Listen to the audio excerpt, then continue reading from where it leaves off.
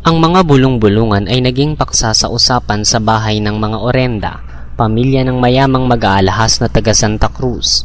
Panauhin ng mag-anak si Isagani. At sinong naglagay ng mga pulbura? Ang mga praile kaya? Ang Chinong si Quiroga? Isang estudyante? Si Makaraig? Ang mag-aalahas na si Simon? Si Simon? Nawala si Simon nang di nakapag-iwan man lang ng bakas. Pinaghahanap siya ng mga gwardya sibil.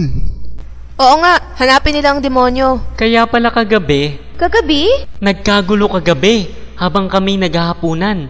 Ang lampara sa mesa ng general ay namatay at may nagsabing isang di kilalang tao ang nagnakaw ng lamparang iyong handog ni Simon.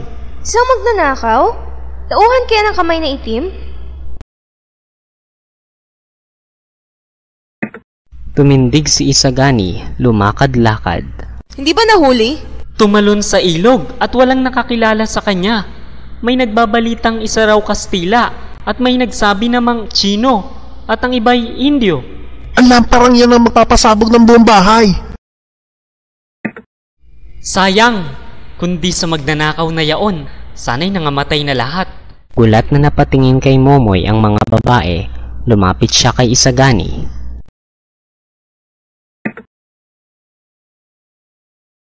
Kailan may hindi mabuti ang kumuha ng hindi sariling ari. Kung nalalaman lamang na magnanakaw ko ano ang layunin at nakapag-isip muna, tiyak na hindi niya gagawin ng gayon.